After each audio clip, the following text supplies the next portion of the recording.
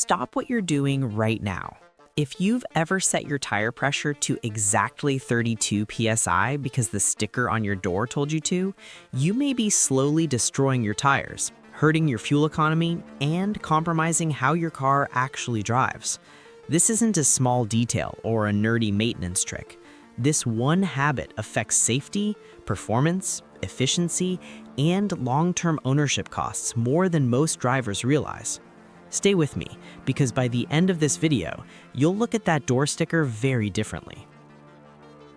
Modern cars are more advanced than ever. Whether you're driving a compact hatchback, a luxury SUV, or a future-focused hybrid or EV, everything today is optimized around efficiency, safety systems, and precise engineering. But tires are still the only part of the car that actually touches the road. Despite all the progress in automotive innovation, most drivers rely on outdated advice when it comes to tire pressure. Manufacturers give us a number on the door jamb, and we treat it like a rule carved in stone. In reality, that number is a compromise designed for worst-case scenarios, not daily driving. In this video, we're going to break down what that sticker really means, why blindly following it can cost you money, and how to find the pressure that actually works for your car, your tires, and your real-world driving. Let's start with a hard truth. The tire pressure listed on your car's door sticker is not the ideal pressure for most drivers.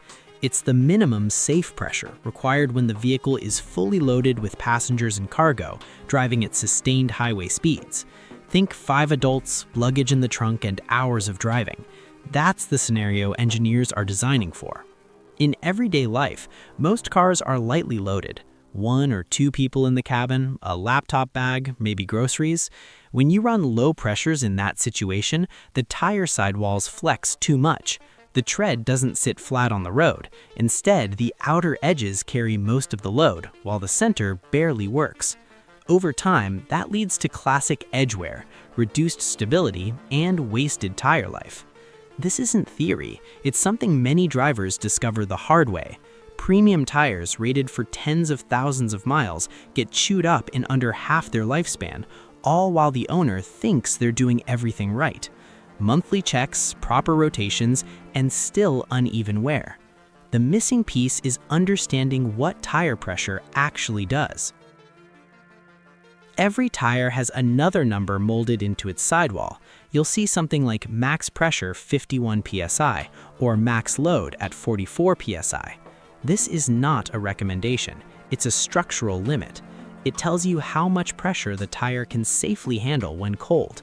The ideal operating pressure for most passenger vehicles typically falls 10 to 15% below that maximum value. For many modern cars, that puts the real sweet spot somewhere between 38 and 42 psi. That range allows the tire to maintain its shape, keep the tread flat on the road, and respond predictably during braking and cornering. Contrary to popular belief, this is not overinflation when done correctly. Overinflation only occurs when you exceed the tire's rated maximum value. When tires are properly inflated, several things improve at once. Handling becomes sharper and more consistent, steering response feels immediate instead of vague, the car feels planted instead of floating, especially at highway speeds. Fuel economy improves because the tire rolls more efficiently and generates less heat. Even braking performance changes. Underinflated tires flex excessively under hard braking, which increases stopping distance. The difference between running tires at 30 psi versus 40 psi can be the length of a small car at highway speeds. That margin matters in real-world driving. Temperature also plays a major role. Tire pressure changes with ambient conditions. For every 10 Fahrenheit drop in temperature, tire pressure falls by roughly 1 psi. That means a perfectly set tire in summer can be dangerously low in winter without you realizing it. This is especially relevant for drivers in colder climates or anyone who owns a performance car, luxury SUV, or EV with heavier curb weight. Another common misconception revolves around tire monitoring systems. TPMS is not a precision tool, it's an emergency alert. Most systems only trigger when pressure drops about 25% below the door sticker value. On a car listed at 32 psi, the warning light might not come on until the tire is around 24 psi. By then, the tire has already been operating in a harmful range for weeks. That's why manual checks still matter, even in future cars packed with sensors and driver assistance tech. A quality digital tire gauge is more valuable than most people think. Checking pressure once a month and before long trips is one of the simplest habits that protects your investment. Finding the right pressure doesn't require guesswork. Start with the door sticker number and increase it by about 6 psi. Drive normally for a couple of weeks. Then visually inspect the tread.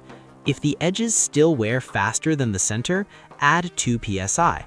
If the center wears faster, reduce pressure slightly. Most drivers naturally settle into that optimal range without sacrificing comfort. Load matters too. More passengers or cargo means more weight, which justifies running pressures closer to the door sticker value or slightly above it. Light daily driving allows for higher pressure within the tire's safe operating range. Sports cars and vehicles with staggered tire setups may require different pressures front and rear, but the same principles apply. Alignment and rotation are equally important. Even perfect tire pressure cannot overcome poor alignment. A single pothole or curb impact can throw things off just enough to cause uneven wear. Regular rotations every 5,000 to 7,000 miles ensure that all 4 tires age evenly, especially on front-wheel drive and all-wheel drive vehicles. Here's the key insight that changes everything. The door sticker is not wrong, but it's incomplete. It's a baseline designed for safety and liability, not optimization. Real optimization depends on tire construction, vehicle load, climate, and how you actually drive. When you get tire pressure right, you unlock benefits across the board. Better fuel economy, longer tire life, shorter stopping distances, more predictable handling.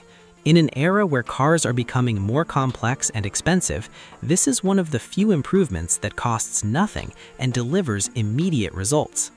Tire pressure is essentially free performance, free efficiency, free safety, and yet it's one of the most misunderstood aspects of car ownership. The takeaway is simple. Stop treating 32 psi as a universal truth. Understand what your tires are designed to handle and how your car is actually used day to day. A few extra PSI, set thoughtfully and checked regularly, can save you hundreds of dollars and make your car feel better in every situation.